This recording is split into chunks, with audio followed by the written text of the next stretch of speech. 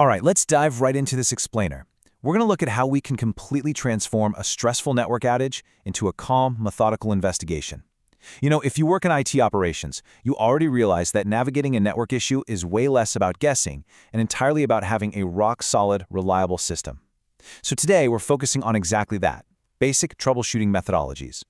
The network is down. Total panic sets in. So, what is your very first move? We have all been there, right? The alerts start flashing red, the tickets start piling up, but instead of just randomly typing commands or guessing what might be broken, our sources lay out how to act like seasoned digital detectives. We're going to replace that initial panic with a proven, structured methodology that works every single time. So here is our playbook for today. First, we'll cover the golden sequence. Second, layered connectivity testing. Third, investigating remote outages. Fourth, advanced debugging with caution. And finally, the core principles of operations. Let's kick things off with Section 1, the golden sequence. This is all about your initial triage.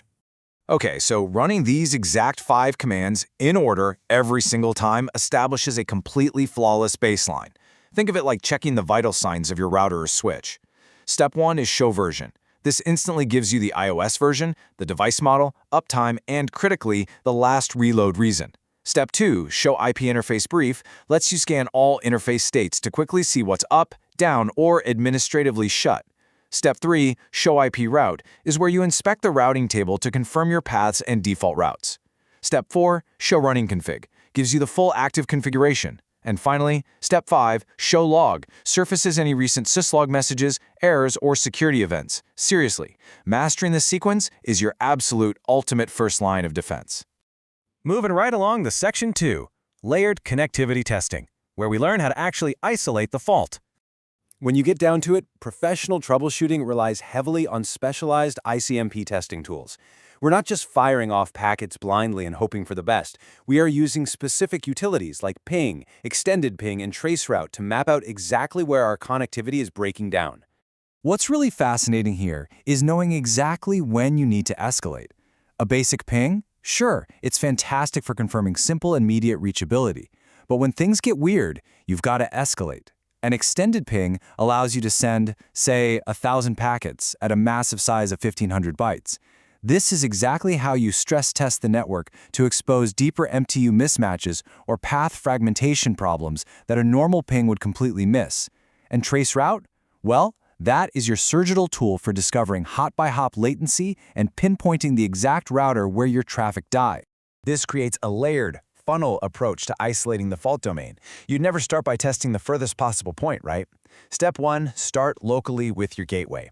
If you can't reach your gateway, the problem is local. Maybe an interface is down or there's an ARP failure. Step 2, test end-to-end connectivity. Step 3, test from a specific source, like your loopback interface. This is absolutely critical for validating things like BGP or OSPF peering. And finally, Step 4, trace the hop-by-hop path to pinpoint the exact drop location. By systematically expanding outwards like this, you completely eliminate the guesswork. Which brings us to Section 3, investigating remote outages. Let's look at a real-world case study. Picture this. Your help desk just escalated a ticket. A remote site has suddenly gone completely dark. Well, our sources give us a strict 4-step investigation sequence to rapidly diagnose exactly why we lost contact with that location. Your absolute first move? Verifying the routing table with show IP route followed by the remote subnet. It's a brilliant first step because a missing route instantly tells you exactly where the problem is. It narrows the fault domain down to a routing issue rather than a physical one. Basically, if the route is missing, we know our routing protocol dropped the ball. Now, if the routing table actually looks good, we pivot. We rapidly check our physical interfaces using show IP interface brief. We're basically scanning for anything in a down/down or up/down state. A downed WAN link or a failed uplink interface, that explains the loss of connectivity instantly. Step 3 is where we check our direct neighbors using show CDP neighbors detail. This command is phenomenal because it discovers directly connected Cisco devices without even needing access to them. If you expect to see an upstream switch here and the CDP entry is missing, you are very likely looking at a physical cabling failure or a totally dead device on the other end of the wire. Finally, Step 4. We check the system's pulse through the logs with show log. We're hunting to catch any link flaps, protocol resets, or security events that perfectly coincide with the exact time the remote site went unreachable. Sometimes the device is telling you exactly what went wrong. You just have to know to read its diary. Now for Section 4, Advanced Debugging, and notice the subtitle, Use with Caution. I really need to give you a massive warning here. While debug commands like debug IP packet are incredibly powerful because they let you trace individual packets in real time, failing to use an access control list filter in production can be an absolute disaster. If you run this command unfiltered on a busy production router, the massive CPU load will literally crash your device. So always apply a filter, and please always remember to turn it off immediately with undebug all when you're finished. Let's wrap things up with Section 5, Core Principles of Operations. To tie all of this together, there are 4 non-negotiable rules for your daily routine. First, mastering the big 3 commands. Second, always saving your configurations with copy run start so a sudden reload doesn't wipe out your hard work. Third, debugging with immense care, just like we discussed. And fourth, documenting everything.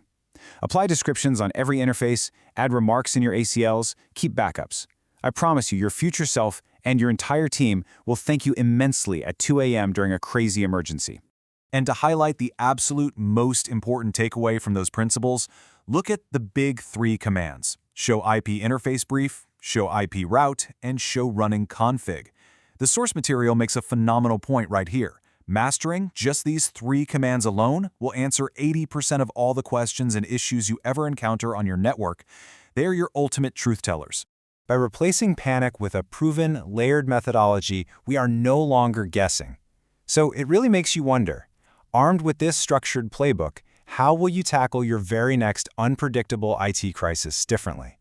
Thanks for joining me for this explainer, and let's keep exploring.